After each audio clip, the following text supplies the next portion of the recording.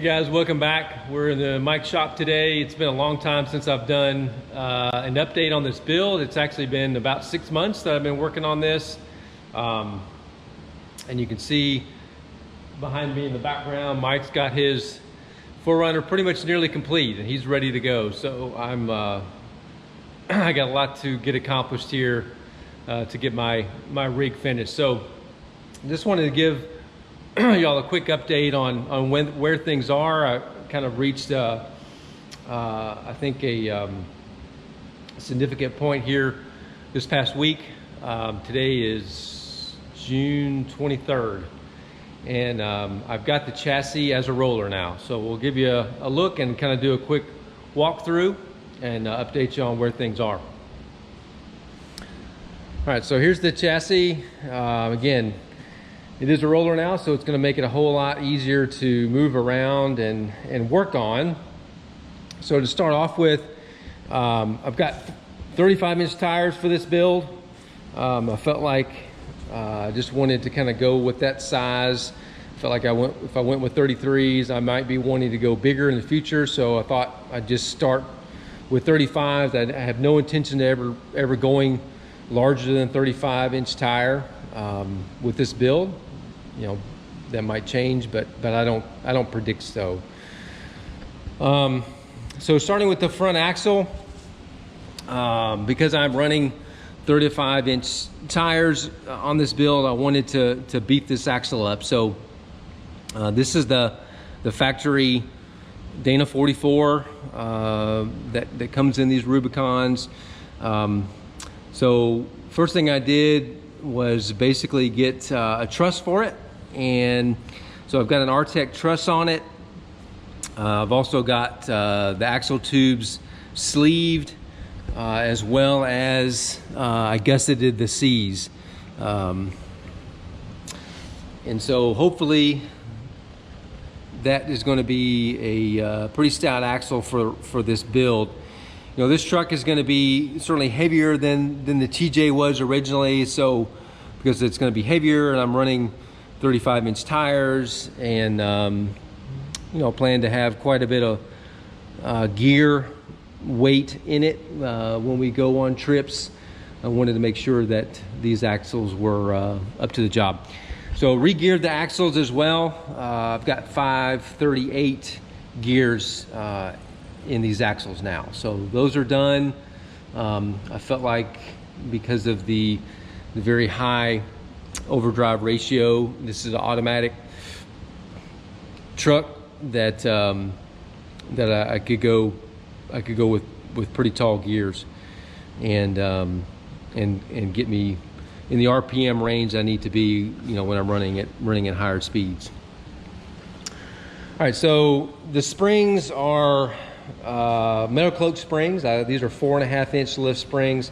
I'm hoping these are going to be get me in the range. Once I get the body on this chassis, then we'll know for sure, get it weighted down where that lift's going to be.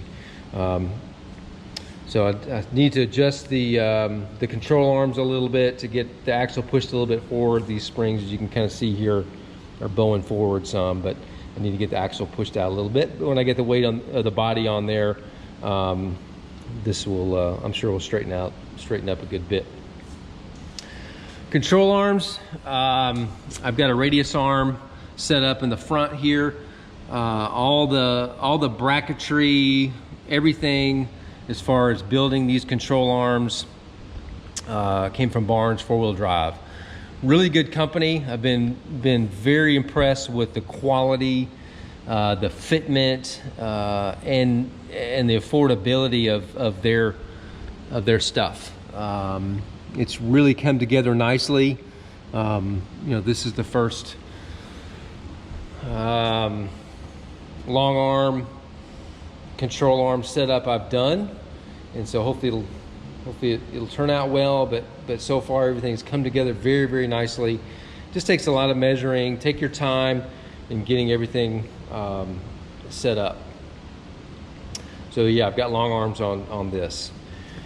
So the engine is rebuilt as well, ready to go. Looking forward to kind of getting that, fired up and broken in.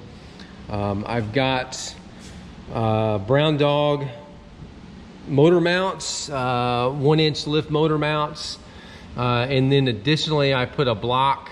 You can see I added a block, a 1-inch block underneath it. So I've got a 2-inch motor mount lift because I wanted to do a flat skid plate, which you can see I've got on here currently. This is a Barnes skid plate as well, and I got to modify this.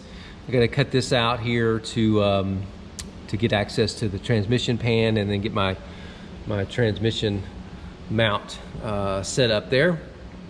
And so there'll be a lot of fab work kind of going into the skid plate, and then I'm going to fab, a skid plate for the front as well to protect the oil pan. Get all that tied in with the transmission mount skid plate. So that's where we are there. So if you remember from the previous video, I stretched this frame. I put 13 inches in this frame. This is kind of how it's turned out. What I ended up doing, and I'll throw some pictures in here, is I bought another TJ frame and I cut sections out of it, and then I sort of can opened the top, opened that up and just slid it over that section where I had that square tubing on the inside of these rails, and then folded that back down, welded it up, and I'll finish that off nicely. But I think that turned out well. I think that's going to look pretty good. I don't have any doubt that that's not going to be strong enough. That is really stout.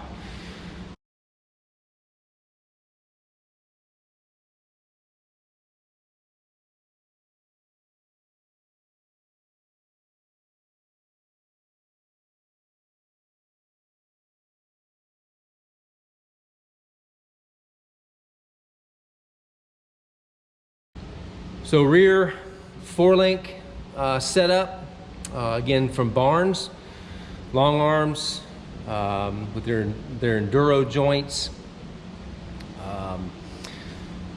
and so I think that's going to be give me a lot of nice articulation back here, and hopefully a nice ride as well. So I put a small Barnes truss on the rear axle as well to be able to kind of get the 4-link mounts set up here on the front, so that way I can do away with the rear track bar. Still got to get my sway bar mounts tacked on, rear shock mounts as well. So we got rear metal cloak 4.5-inch lift springs as well. I did do a coil bucket spring relocation deal where I cut the original one off, moved these back. This is a Artec coil relocation bracket, and I think that turned out quite nicely as well. So that's where we are. So I've got chromoly revolution axles in the back. Again, went with 538 gears for this build, and really anxious to get this thing together, get the body on it. So the next video is going to be the truck reveal. We're going to do a deal where we'll kind of walk through the truck, do a walk around to the truck, and kind of talk a little bit about it. And hopefully within the next few months, we're going to be getting it torn down, getting the body off the chassis, getting it over here in Mike's shop, getting it on the lift, and setting that puppy down on this chassis. It's going to be a lot of fun once we get to that point, kind of getting all the body mounts and everything fabbed up and getting those on. So just quick little update on where things are. Made a lot of progress on the build.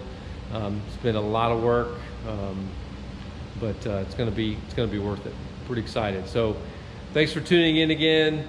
Again, stay tuned. We're gonna be pushing out the reveal on what's gonna go on this chassis here pretty soon. I'm going to do my best to try to get more videos out a little bit more in a little bit more timely manner. I do appreciate y'all following along and putting up with my tardiness as far as not getting videos out very often. So again, thanks for watching. We'll see you next time.